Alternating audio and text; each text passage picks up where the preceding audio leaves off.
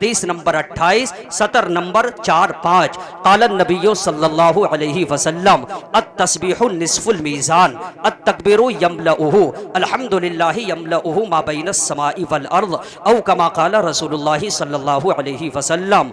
हमारे नबी फरमाते हैं, हदीस का तर्जमा करने से पहले आला हजरत की किताब है, किताब का नाम है अहसनुल विआ लि आदाबि दुआ। आला हजरत उस किताब में लिखते हैं 44 जगहों पर, कितनी जगहों पर सारे बोले, 44 जगहों पर दुआएं कबूल होती है। उन 44 जगहों में से एक जगह ऐसी है कि उस जगह पर सबसे ज्यादा दुआएं कबूल होती है। उस जगह का जिक्र कुरान शरीफ में भी है, उस जगह का जिक्र हदीस शरीफ में भी है। वो जगह है कौन सी कि जहां सबसे ज्यादा दुआएं कबूल होती है। इंशाअल्लाह कुरान शरीफ के हवाले से मैं बताऊंगा कि वो जगह है कौन सी जहां सबसे ज्यादा दुआएं कबूल होती है। तो हमारे नबी फरमाते हैं कि खुदा का बंदा मोहब्बत से सुबहान अल्लाह कहता है। क्या कहता है? सारे लोग बोलिए, सुबहान अल्लाह कहता है तो अल्लाह ताला उस बंदे को इतना सवाब अता करता है कि जिससे तराजू का आधा पल्ला भर जाता है। क्या भर जाता है? तराजू का आधा पल्ला। तराजू आप सब लोगों ने देखा होगा, लेकिन जिस तराजू को आपने देखा वो तराजू नहीं, अल्लाह का तराजू। उस तराजू का इनकार करने वाला आदमी काफिर हो जाएगा। इसलिए कि अल्लाह कुरान शरीफ के पारा 17 सूरह अंबिया रुकू नंबर 4 आयत नंबर 47 में खुदा फरमाता है वनज़उल मवाज़ीनल क़िस्त लियौमिल क़ियामा। खुदा फरमाता है कि जब क़यामत का दिन होगा तो हम इंसाफ का तराजू रखेंगे जिस पर हमारे और आपके आमाल तौले जाएंगे। क्या तौले जाएंगे? आमाल तौले जाएंगे। वो तराजू होगा कहाँ? वो तराजू होगा कितना बड़ा? तो हजरत अब्दुल्लाह फरमाते हैं अन्न मीज़ान रब्बल आलमीन यस्तक़बिलु बिहिल अर्श। अल्लाह का तराजू अर्श आज़म की दाहिनी जानिब होगा। एक पल्ला होगा जन्नत की तरफ, एक पल्ला होगा जहन्नम की तरफ। और तराजू का एक पल्ला कितना बड़ा है? तो हजरत अब्दुल्लाह फरमाते हैं लौ वुदिअतिस समावातु वल अर्द। तराजू का एक पल्ला इतना बड़ा है कि सातों तबक जमीन और सातों तबक आसमान और जो कुछ जमीन और आसमान के बीच में है। जमीन और आसमान के बीच में क्या है? America, Germany, Japan, Holland, Mauritius, Malaysia, Sri Lanka, Australia, Zimbabwe, चीन, नेपाल, बांग्लादेश, भूटान, हिंदुस्तान, पाकिस्तान, तुर्किस्तान, अफगानिस्तान, कजाकिस्तान, सबको उठा करके तराजू के एक पल्ले में रख दिया जाए तब भी वो तराजू का पल्ला ना भरे। अल्लाह अकबर। इतना बड़ा तराजू का पल्ला जो सातों तबक जमीन से न भरे, सातों तबक आसमान से न भरे,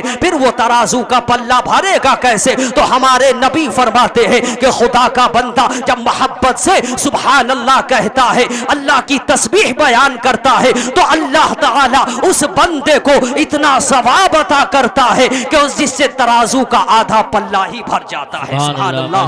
तराजू का आधा पल्ला भर जाता है। आप अपने तराजू के पल्ले को भरते रहिए, मोहब्बत से बोलिए सुभान अल्लाह। सुनिए सबसे ज्यादा दुआएं कहाँ कबूल होती है? कुरान शरीफ तीसरा पारा सूरह आले इमरान।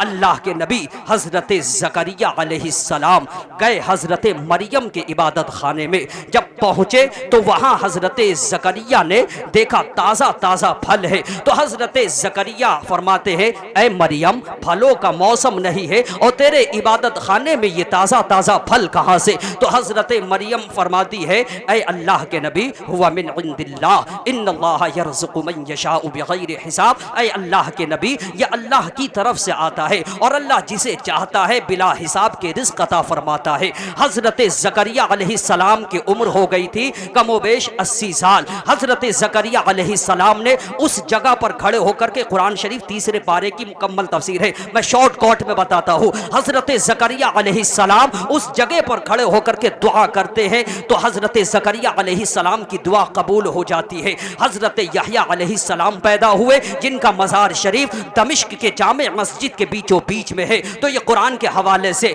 अब तवज्जो करें हजरात, एक मुस्लिम शरीफ की हदीस है। एक शख्स था कौम बनी इसराइल में जिसने 99 को कत्ल किया था। कितने को?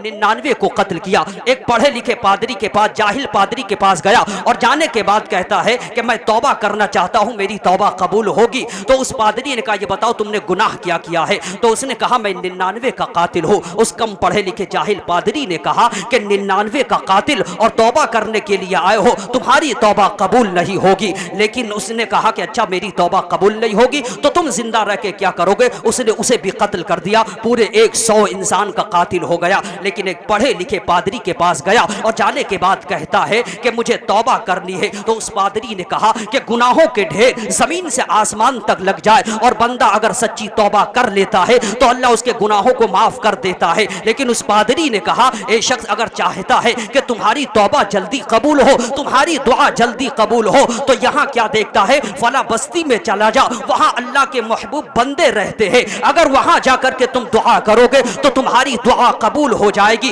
वो शख्स चला उस अल्लाह के महबूब बंदे की तरफ, जाते जाते रास्ते में ही इंतकाल कर जाता है, रास्ते में ही मर जाता है। आ जाते हैं रहमत के फरिश्ते और अजाब के फरिश्ते। अजाब के फरिश्ते कहते हैं मैं ले जाकर के जहन्नम में डालूंगा, रहमत के फरिश्ते कहते नहीं मैं लेकर के जाऊंगा। दोनों फरिश्तों में बहस होती है। अल्लाह फरमाता है ए मेरे फरिश्तों बहस मत करो, फैसला मैं करूंगा। जमीन को नापो, अगर मेरे महबूब बंदे के करीब है तो रहमत के फरिश्ते तुम ले जाओ, और अगर मेरे अपने दर से करीब है तो अजाब के फरिश्तों तुम ले जाओ। जब जमीन को नापा गया तो एक बालिश अल्लाह के महबूब बंदे के करीब हो गया था। तो अल्लाह ने फरमाया ए अजाब के फरिश्तों छोड़ दो, रहमत के फरिश्तों तुम ले जाओ। तवज्जो करना हजरा, ये मुस्लिम शरीफ की हदीस है। मुस्लिम शरीफ के जिल्द सानी के 3 पेज नंबर 369 पर है। अल्लाह के महबूब फरिश्ते ले जाते हैं। तवज्जो करना, देखो महबूब के दर पे अभी पहुंचा नहीं और रास्ते में तौबा कबूल। ख्वाजा तो महबूबों के महबूब है, अजमेर चले जाओ, मजार से 4 हाथ दूर रहो, फातिहा पढ़ो, साहिबे मजार से कहो आप भी लब हिला दो, इसलिए कि अल्लाह ताला फरमाता है इन सअलनी लऊतियन्नहु, अगर मेरा महबूब बंदा तुम्हारे लिए कुछ मांग ले तो अल्लाह अता कर देता है। मजारों पर दुआएं ज्यादा कबूल हो जाती है, मस्जिदों में दुआएं कबूल होती है। मस्जिद को खाने खुदा कहते हैं और साहिबे मजार को महबूब खुदा कहते हैं, इसलिए मजार से 4 हाथ दूर रहनी चाहिए, फातिहा पढ़नी चाहिए और साहिबे मजार के वसीले से दुआ करनी चाहिए। अस्तगफिरुल्लाह रब्बी मिन कुल्ली ज़ंबी व अतूबु इलैह। अस्सलामु अलैकुम।